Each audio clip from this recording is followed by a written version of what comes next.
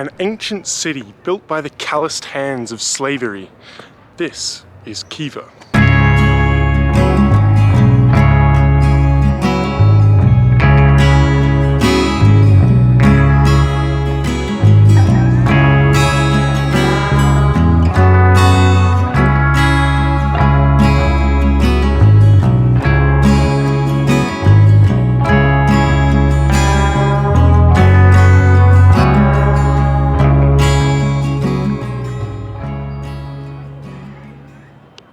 Today, I'm going to be showing you around some of the most notable monuments in Khiva, a perfectly preserved museum town with a dark back history of slavery.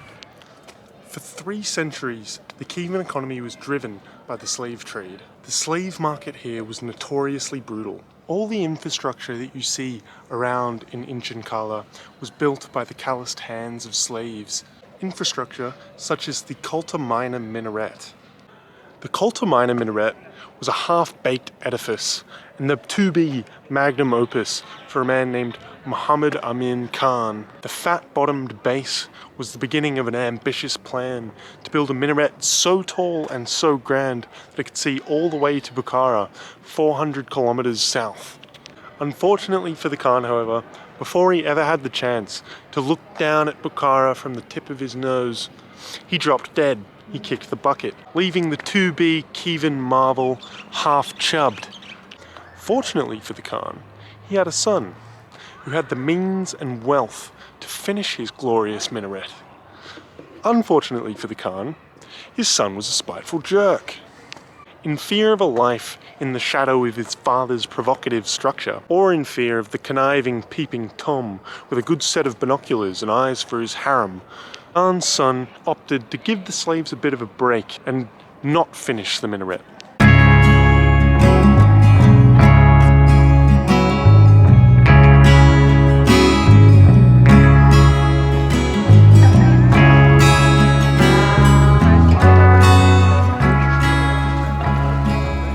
The eastern gate of Inchinkala is one of the last places any captive of the Kazakh or Turkmen raiders would want to find themselves. The eastern gate is where captives were primarily sold, with Russian males fetching the highest prices, the equivalent price of 4 camels, which was a lot back in, the days of the 7th century. Persians were also targeted captives by Turkmen raiders. Khivans were Sunni Muslims, whereas Persians were Shia Muslims, therefore giving them what they believed to be the divine green light. Said by an English explorer, the Turkmen raiders would not hesitate to even sell the Prophet Muhammad himself into slavery.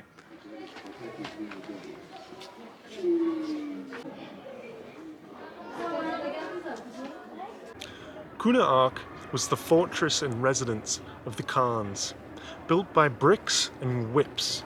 Inside the walls of the fortress contained tidbits from the Khan's grand life. Inside you can find a barracks, an armory, 2 mosques, one for the winter, one for the summer, and just when you thought you couldn't have any more bloody buildings, he had his harem.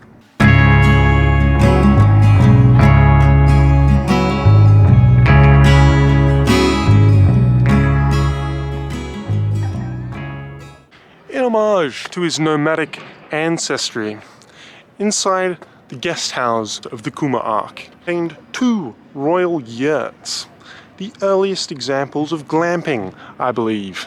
The jail or zindon of the Kuma Ark was a dream come true for the creative torturer. Inside contained flails, chains, shackles, you name it, he had it. It was equipped with all sorts of methods of putting your insecurities onto other people. Inside you'll find a series of pictures showcasing the creative works of our torturous Shakespeare.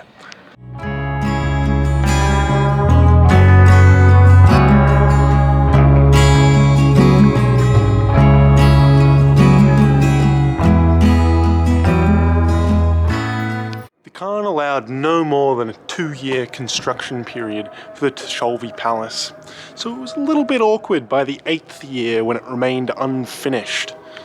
So for 6 years, those in charge of the construction of the palace avoided eye contact with the Khan.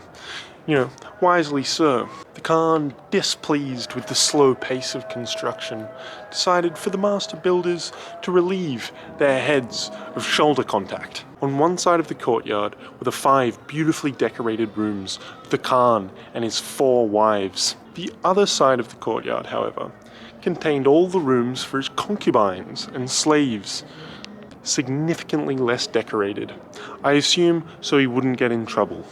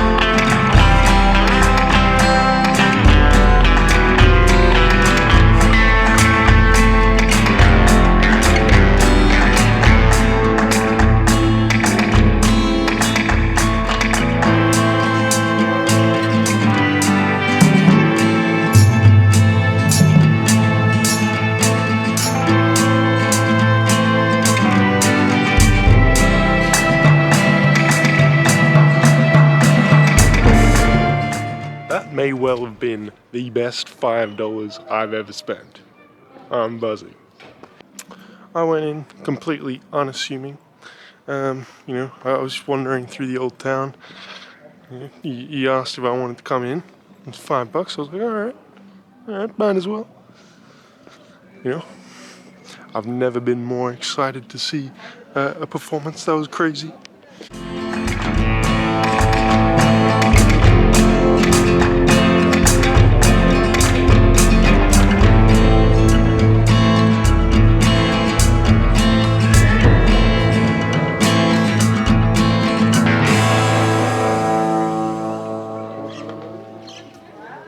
I'm at the imposing mud walls of Inchonkala in Khiva, or Hiva, if you're a cultured individual like myself.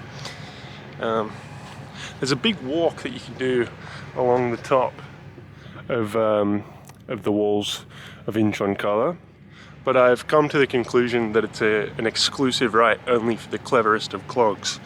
I've circumnavigated pretty much the entire interior of the complex or town, and I can't find it, so I guess I'm just gonna miss out. You'll have to settle for the curbside camera shot. Check it out.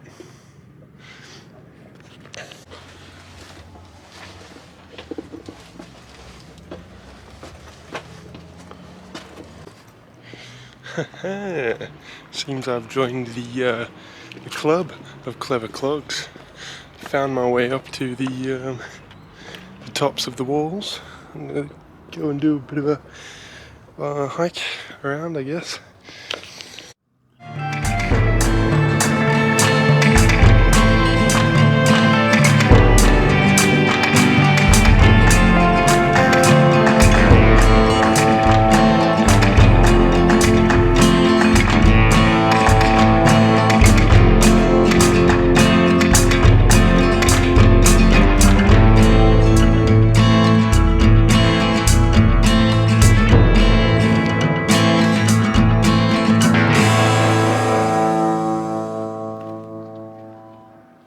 That's going to be the end of the video.